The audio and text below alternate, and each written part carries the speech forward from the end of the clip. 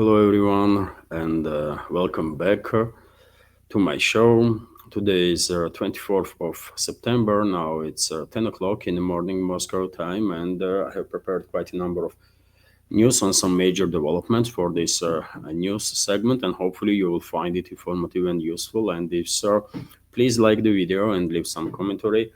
As you know, more likes and comments most likely will influence positively algorithm and will allow my videos to reach wider audience.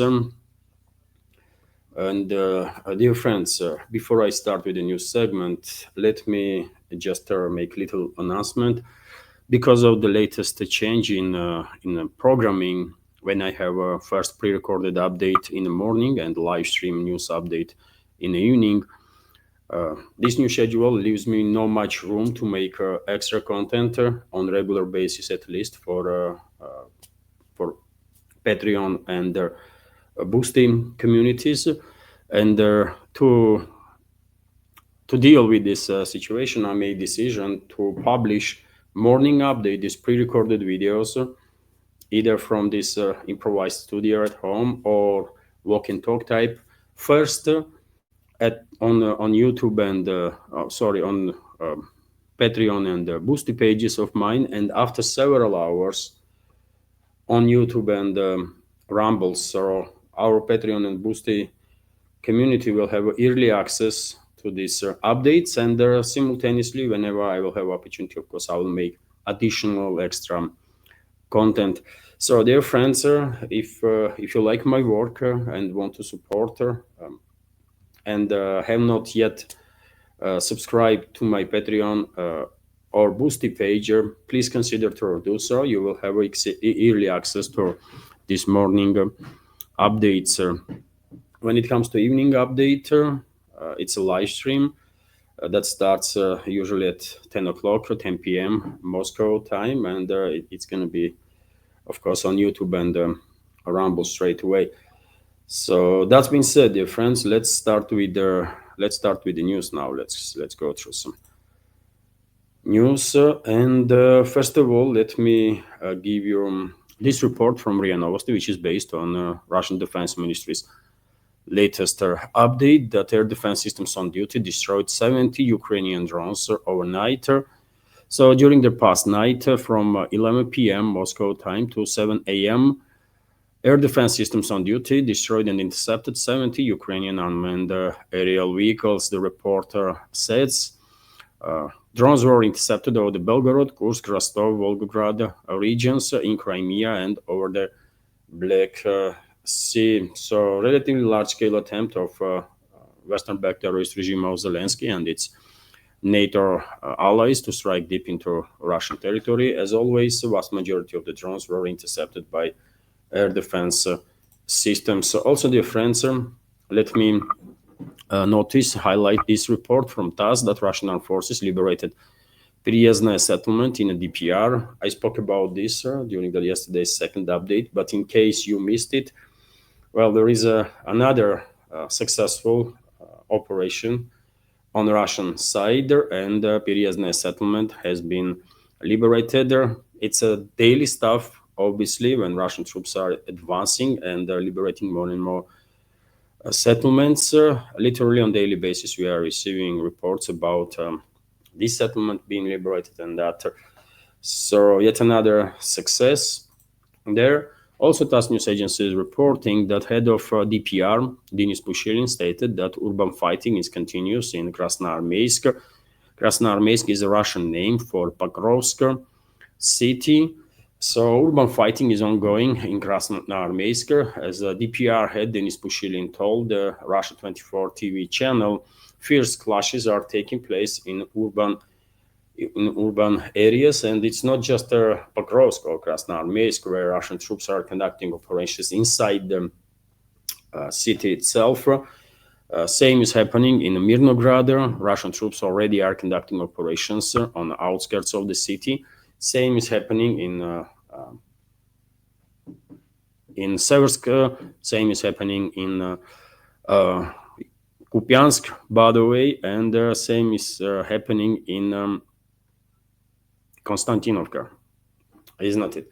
So Russian troops are conducting street fights, are engaged in street fights in all these cities. And for example, when it comes to Kupiansk, yesterday I reported to your friends that about 700 military personnel of Kiev regime was basically encircled by Russian armed forces. And Defense Ministry reported that as a result of active actions of the Russian troops, 250 military personnel from this encircled group has been eliminated, and work continues to neutralize the rest of the unit, although they are giving opportunity to lay down arms and surrender, and some of them are making right decision, taking right decision, and saving their lives, contacting Russian troops to organize safe surrender. And we have this report on that exactly topic. TASS news agency is reporting that a group of Ukrainian armed forces surrendered in Kupiansk. No specifics how many military personnel exactly, but report is that in Kupiansk, under the pressure from our forces, Ukrainian soldiers surrendered.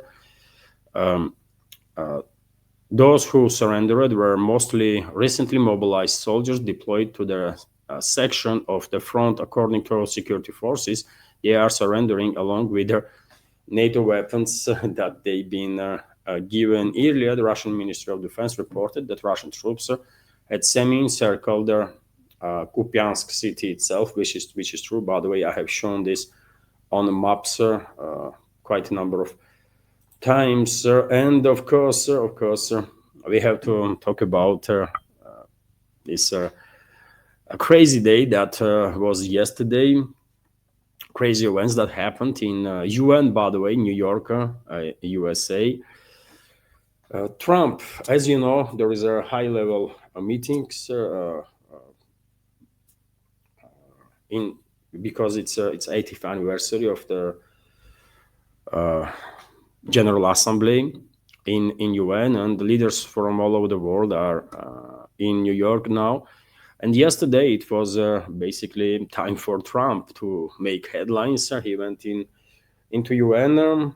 He experienced some technical difficulties. The escalator was not working. Then he claimed that teleprompter was not working, although UN officials debunked sort of this claim that they said teleprompter was working all right. I don't know who to believe, but escalator definitely did not work. And Trump and his wife, they were stuck for a second, and they just walk up to escalator. But anyways, main headlines came after Trump make a speech. He threatened traditionally everyone and everything. Threatened Russia, threatened European states, threatened China and India, literally everyone, and brag about himself, how great he is and how many wars he ended. It was sad scenery, actually. We have this report, for example, from RT that Trump called China and India primary funders of Ukraine conflict, which is absurd, obviously, to say. If anyone side is a primary funder of this proxy war that West is waging against Russia, it's Western countries themselves, right? It was Trump himself that was bragging about or whining about, to be more precise, that Biden's administration spent $350 billion on this proxy war. So how come that China and India are sponsors of the war and not the US that spend, according to Trump himself, $350 billion already? And also hundreds of billions of euros were spent by European allies of the US on the very same proxy war. And he's calling China and India sponsors of this war. This is just too insane to really comment seriously. As I said, Trump went to threaten everybody, including formal allies of the US in Europe. He had afterwards meeting with Ursula von der Leyen, head of European Commission, and she once again tried to ensure Trump that European Union will completely cut ties with Russia and will stop purchasing anything, including energy, although she was unable to make it clear when exactly this is going to happen. Although we all know, dear friends, that EU has plans to cut energy imports from Russia by 2027. So maybe they will manage to do so. I don't know, but nevertheless, Trump also had a meeting. Trump also had a meeting with the so-called president of Ukraine, Zelensky, and during that meeting, he was asked a number of questions, including about NATO's reaction on Russian planes, and he said he was asked, should NATO intercept or shut down or use force basically against Russian planes, and he said affirmatively.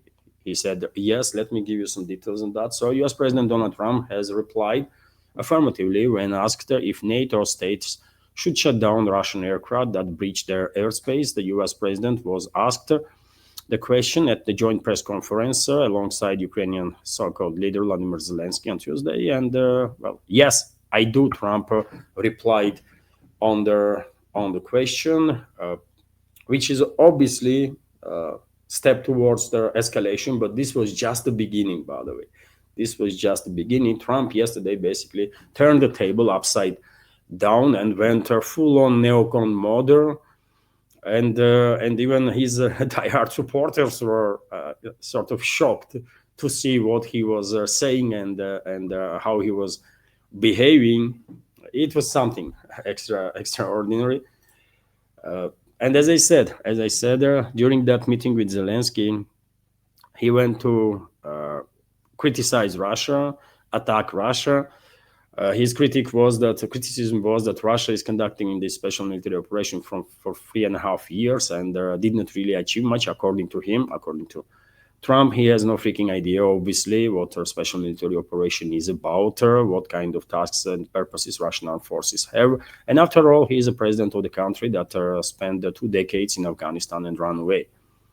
So I don't think he is in a position to criticize any other country on military operations. He has no competency on that, and he's definitely not in that position. But tell this to him. He probably forget about it, right? And what about Iraq? It was U.S., isn't it, that was occupying Iraq, and eventually they ran away from Iraq too. And whatever U.S. militaries are still present in Iraq, they're rarely leaving their bases. They are trapped in their own bases and are scared to leave the territory. It's a US, right? And it's a NATO. Anyways, by the way, I mean, Trump is being Trump. Obviously, it is becoming more and more difficult to take any statement from him seriously. But unfortunately, he's the president of US, right? And he's a talking head of the neocons. Clearly, there can be no doubts about that no more. And therefore, to know what neocons are up to, we have no option but to waste our time, reading and listening and watching about statements of Trump. He also went to say yesterday that Russian economy is in a trouble, in terrible condition, collapsing, and that kind of nonsense, which is false, by the way, complete lie.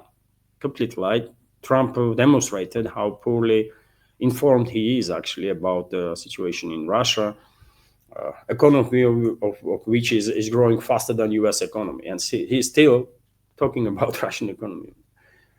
According to conservative estimates, Russian economy will grow this year about 1.5%, and according to many experts, most likely economical growth will be 2.5%, as I was predicting, brother.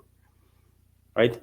Latest estimates are that the economy will grow 2.5%, which is higher than G7 countries. And still, Trump talks about Russian economy being in trouble. This is insanity, right? But what came next was sort of truly something else, right? Because Trump posted on his Truth Social quite a bigger poster, and as I said, went on full neocon mode, shared a lot of false information. He was lying a lot,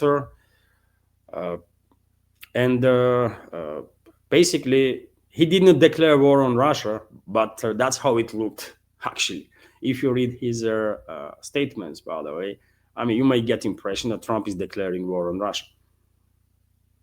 Insanity, isn't it? Let me give you some details on that. Trump changes rhetoric on Ukraine conflict. RT is reporting on the matter. U.S. President Donald Trump has claimed that Kyiv can still prevail in a conflict with Russia. There is a 3 years into fighting, even as Ukrainian forces have been steadily losing ground in a recent month. Their statement marks a stark shift in rhetoric from the U.S. president. Since the taking office, Trump has made repeated attempts to mediate the Ukraine conflict, and this is RT's words, by the way. This is not my words. Trump didn't try to mediate nothing. Trump was never about the escalation. He was lying, always, constantly, and will continue to lie. He cannot be trusted, period. Nothing to discuss there. But Trump did initiate it because Trump was engaged in, and still is engaged in, deception operation against Russia in this particular case. He did initiate it together with his team, numerous rounds of talks with Russian officials, as they did with Iran, by the way, and after they bombed it. So you see what I'm talking about, isn't it? Initiating numerous rounds of talks with the Russian officials, which culminated in a summit with Putin in Alaska in mid-August. He recently expressed frustration over the lack of progress in settling the conflict, but still referred to Russia as a powerful nation while arguing that Ukraine's Vladimir Zelensky had no cards. But, no. However, in a True Social post yesterday, on 23rd of September, following a meeting with Zelensky, Trump said he believes Kyiv is in a position to fight and win all of Ukraine back if the EU and NATO continue to support it. He also referred to Russia as a paper tiger, arguing that it had failed to defeat Ukraine in 3.5 years. U.S. president also claimed that Russia is in big economic trouble over the conflict and it is a time for Ukraine to act. He did not announce new financial or military aid package for Kyiv, however, stating instead that the U.S. will continue to supply weapons to NATO for the bloc to use them as it sees fit. And as a reminder, dear friends, when it comes to Russian economy, the Russian economy has recently showed signs of slowing down compared to growth of 4.1% in 2023 and 4.3% in 2024. And this slowdown is mainly due to actions of the Russian government, intentional actions of the Russian government to slow down the economy, because the economy was overheating, and that was causing trouble, right? And nevertheless, it is still expected that Russian economy will grow 2.5% this year, despite sweeping Western sanctions, right? And dear friends, if you want to go through Trump's full post on his Truth Social, I have posted it on my Telegram and Twitter X pages after yesterday's evening live stream. So you can check the post there. It was really something else, right? He turned the table upside down, went full on neocon mode, and basically after this poster, I think there is not really any reason no more for the Russian side to maintain this polite attitude towards the Trump, his administration. Everyone should understand by now that Trump and his team was never about America first, never about ending forever wars that U.S. is engaged in, never about de-escalation, and never about cooperation instead. It's just factual. It's just factual, by the way. And well, all the enemies of Russia, globalist puppets, first of all, neocons in the U.S., were tremendously happy to see this post from the Trump, to see his statements, almost a declaration of the war, I think. And Zelensky, for example, went to say that Trump trust him now. Trump allegedly, according to Zelensky, was trusting Putin for information, and now Trump is trusting him. Let me give you some short clip of Zelensky's statement, dear friends, and you be the judge. On the battlefield. We know he hasn't been to Ukraine, but really it seems like, especially in what you're saying and what he said in his Truth Social post, he has a new understanding of what's going on the battlefield. You know, he has and had relations with Putin. And before my dialogue with him, he had these relations. And I don't know on what this relation based, but in any way he has it, and that's why he trusted that when Putin shared with him the situation in Ukraine on the east, that in one day, in 1 week, in 1 month, or these fairy tales that they will occupy totally our Donbass east, or part which we control, yes, big part which we control. And of course he trusts him, and when then he back to me, President Trump, during phone conversations or dialogue, yes, he always said that, look, in autumn they will occupy, we need to do something, and etc. And then one by one, he understood that Putin is just sharing some information which is far away of a real situation on the battlefield, far away of truth. And of course, then when now he trusts much more bigger to me, because to the information what my intelligence and my military guys, military cabinet shares with partners. And I think this is one of them. So you see, these guys are emboldened. These guys are emboldened, and I think Moscow will have no option to put them all in their places, and that's what Moscow will do for sure.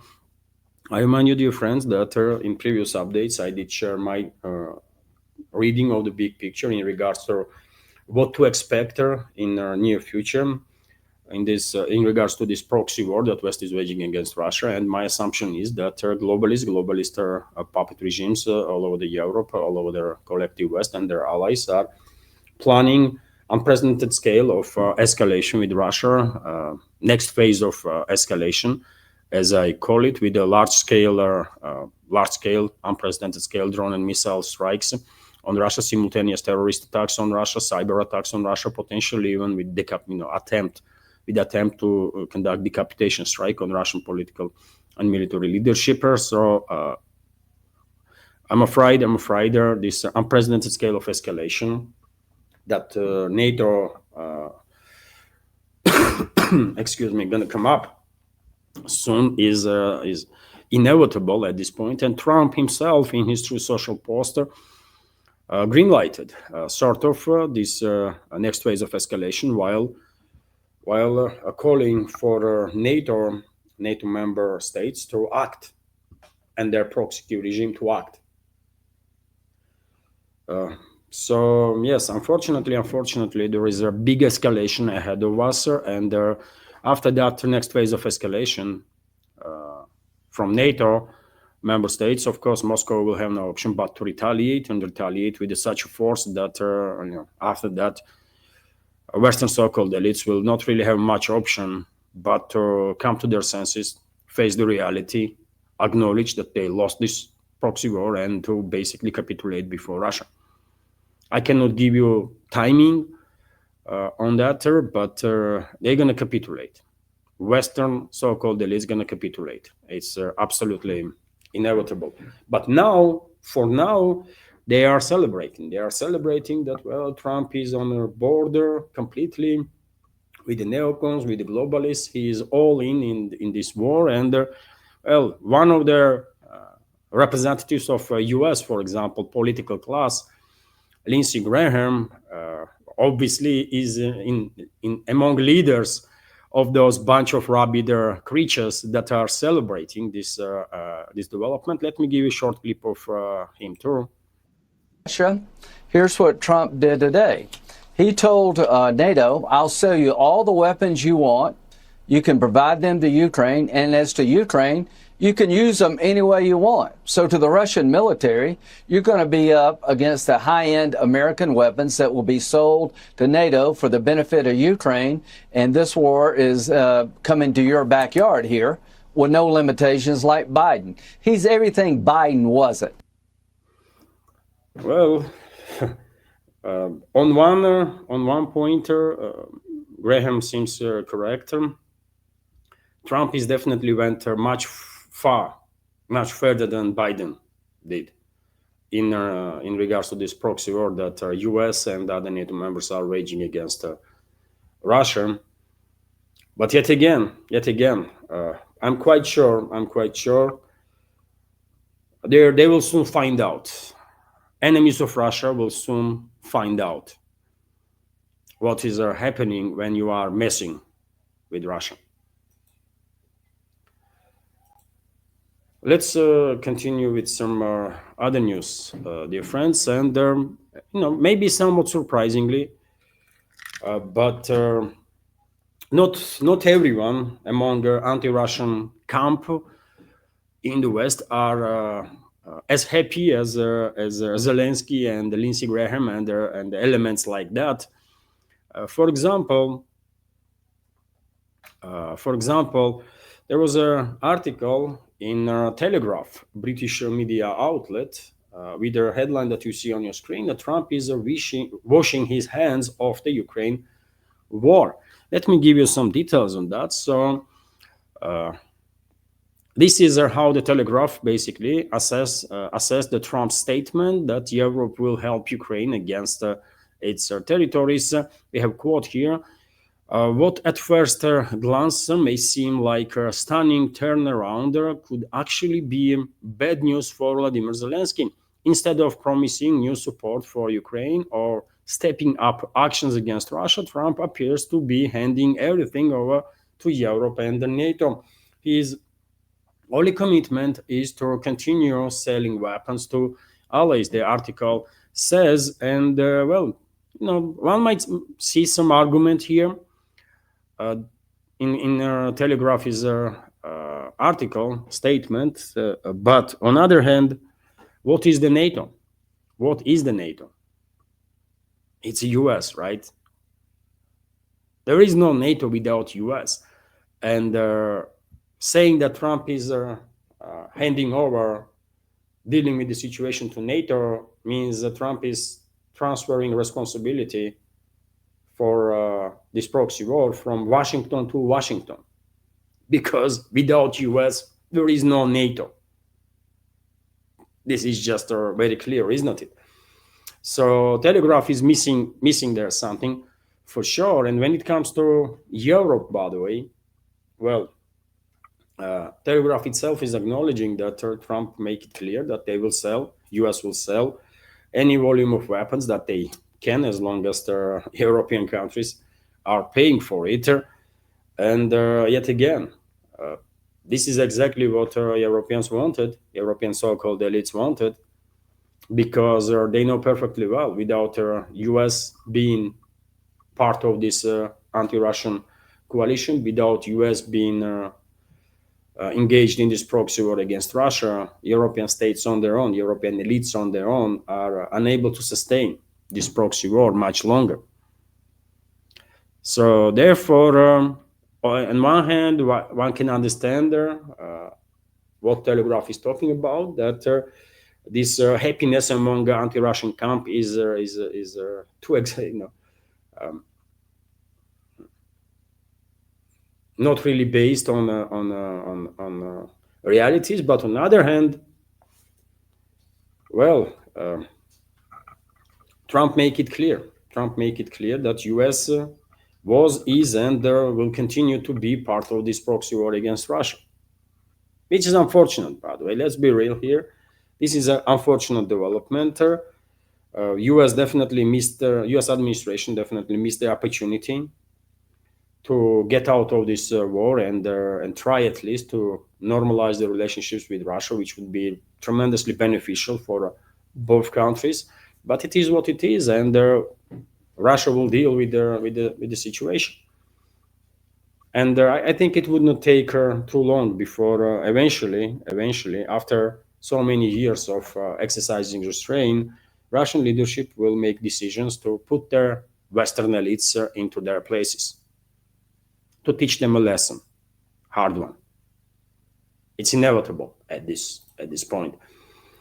Meanwhile, dear friends, yesterday, Russian representative in UN, Russian envoy Polyansky, also made some statements. Let me give you a short clip about that. He is on point there, 100%. He is on point there, and I think a majority of our community will agree with me on that.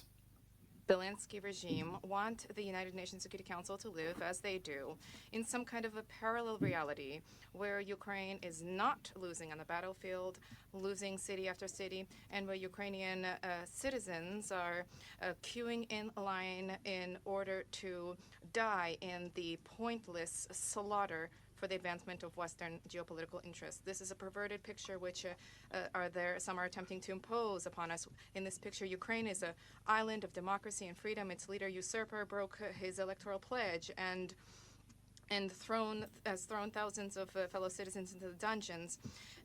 According to their picture, he is supported by all Ukrainians who apparently don't need any elections because they have such an outstanding president. Those who play into the hands of this Ukrainian puppeteer need to understand that essentially they're becoming complicit in the criminal manipulation, the purpose of which is to prevent a long-term, just and lasting peace in Ukraine, which stipulates inter alia the development of such security guarantees that would preclude the threat of new conflict in Europe. Well, Polyansky said it all, isn't it? I mean, there is not need to add anything really. He said it all there in his commentary, and soon Russian foreign minister of UN General Assembly, because we have these reports that that is coming from Maria Zakharova, official spokesperson of the foreign ministry, that Lavrov will have many meetings on sidelines of UN General Assembly. He gonna arrive there in New York on 27th, I believe, on 27th of September. Let me give you some details. Russian Foreign Minister Sergei Lavrov will hold at least 10 meetings on the sidelines of the UN General Assembly on his first day in office. His visit, during the first day of his visit, Russian Foreign Ministry spokesperson Maria Zakharova announced that these mechanical translations are sometimes just too bad. The morning begins with the working day. More than 10 meetings are scheduled. These are not just meetings on foot, these are full-scale negotiations. Sergei Viktorovich Lavrov will participate in. Zakharova said during her interview to a Sputnik radio station, diplomatic agency's official spokesperson noted that the schedule is subject to change. There could be slightly more meetings, hardly fewer.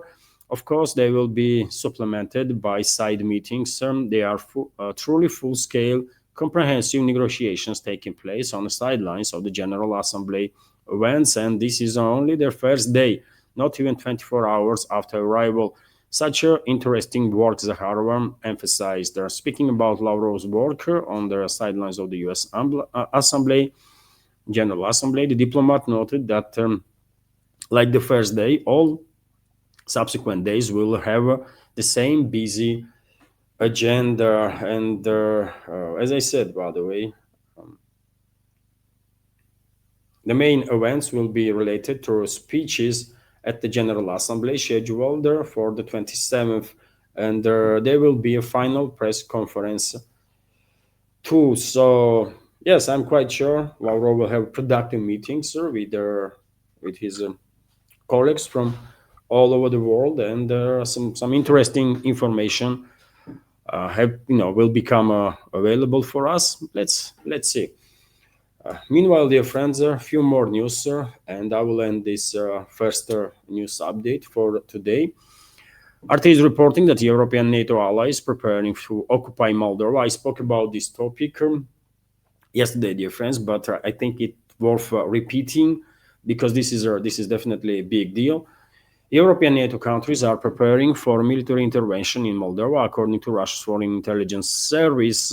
Their agency warned that Eurocrats in Brussels intend to ensure that Chisinau continues, or Chisinau, by the way, capital of Moldova, continues to purchase pursue anti-Russian policies and will go as far as to occupy Moldova after upcoming parliamentary elections. In a press release on Monday, the SVR stated that it had observed the European NATO forces being concentrated in Romania near the border with Moldova, and further claimed that they are preparing to deploy to Odessa region in Ukraine to intimidate Moldova's breakaway region of Transnistria. It added that military servicemen from France and UK have already arrived in Odessa, which is obviously big deal. I have no doubts that NATO will try, or globalists will try to maintain control over Moldova, despite the results of the upcoming elections that are going to take place this weekend, I believe, and globalists might actually go ahead with their potential deployment of troops into Moldova. This might actually happen, but what is also very important in the statement of Russian Foreign Intelligence Service is that, Russian state institution, Russian intelligence community is basically saying openly that troops from France and UK not just are preparing to be deployed in Odessa region, in Moldova, and also in Odessa region of this former Soviet Republic, Ukraine, but forward units of this British and French contingent already are in Odessa. And I expect, based on the statements of Russian president and other high-ranking officials, that Russian militaries will take action to neutralize these enemy troops from France and UK that are deployed in Odessa, and probably this will happen. No wonder, by the way, Foreign Secretary of UK a little earlier made a statement that NATO is ready for confrontation with Russia. British troops already are regular troops. We are not talking about some special boat service, special force, or SAS. We are talking about regular troops now, as far as I can tell. And no wonder Foreign Minister or Foreign Secretary of the UK is making statements that NATO is ready for military confrontation with Russia, because they have already deployed the troops, and they know these troops are on harm's way, because Moscow was very clear: deployment of any foreign troops on Kyiv-controlled territory without Moscow's permission or Moscow's agreement, let's say, is unacceptable, and Russia will treat those foreign troops as combatants. And I hope Moscow will act on these statements. And if Foreign Intelligence Service is saying that NATO troops or troops from France and UK are already in Odessa, then I hope Russian militaries will have authorization from political leadership to take action and neutralize those NATO troops. I hope so. Otherwise, no one gonna take seriously any statements that Russian leadership will make ever. Already, globalists not really paying much attention to statements and the warnings from Moscow, and I guess one of the reasons of that is that there were strong statements made earlier in past 3 years on numerous occasions by a number of high-ranking Russian officials that we will do this and we will do that if NATO will escalate this way or that way, but nothing happened, right? And globalists probably are 100% convinced that Russian warnings and statements mean nothing. So action is needed. Also, dear friends, interesting news that I think are worth to be repeated, that Chinese cargo ship docks in Russian-occupied Crimea. According to Russian-occupied, this is according to Financial Times, by the way. It's a Russian territory. It's not occupied. It's Russian region, and people there are free and happy, as in any other Russian region, much freer and happier than anywhere in the Western world, and definitely anywhere in a controlled territory. Let's make it clear. But the news itself is interesting. That Chinese cargo ship docked in Crimea. Previously, China was avoiding sending its ships or authorizing its ships to enter ports in Crimea, but no longer this is the case, I guess. And we can argue Beijing is making statement with this. Beijing, at least, de facto acknowledging that Crimea is Russia, and I think this is a preparation of the ground that China will acknowledge that Crimea is Russia de jure too. It's only a matter of time. And the most also what is important, I think China is preparing ground for potential further involvement, one way or another, in this crisis on the Russian side. Because Chinese side was very clear. Chinese foreign minister, for example, according to a number of media outlets, were very clear that Beijing will never allow collective West to achieve their sickening goal of strategical defeat of Russia. And now, when all cards are kind of open, when Trump went full-on neocon mode, I guess it is time for China and all the other Russian allies and strategical partners to take off the gloves and make the stand. And I expect this to happen soon. Also, dear friends, yesterday on the sidelines of UN General Assembly, Trump had a meeting with the leadership of Saudi representatives or delegations of the Saudi Arabia, UAE, Qatar, Egypt, Jordan, Turkey, Indonesia, and Pakistan regarding Gaza. And this meeting lasted about an hour, according to media reports. And none of the members of the delegations made any statements after this meeting, which can be indicator that leadership of these countries were not happy with the outcome of the meeting, were not happy with what they hear from Trump, right? And this is not surprising. This is absolutely not surprising. All these countries know that being US ally means absolutely nothing, especially after capital of Qatar was bombed by Israel, right? And these countries don't really have much option but to distance themselves from the West as fast as they can, to remove basically whatever investments they have in Western economies, Western financial and banking system, to invest these assets into a financial and the banking system of leading countries in emerging multipolar world, right? Or at least to diversify investments, and then to get closer and closer to BRICS, Shanghai Cooperation Organization, to seek a new architecture, no security architecture for themselves, because yet again, being a US ally means nothing. Period. RT is also reporting that India is looking to produce Russian Su-57 fighter jets.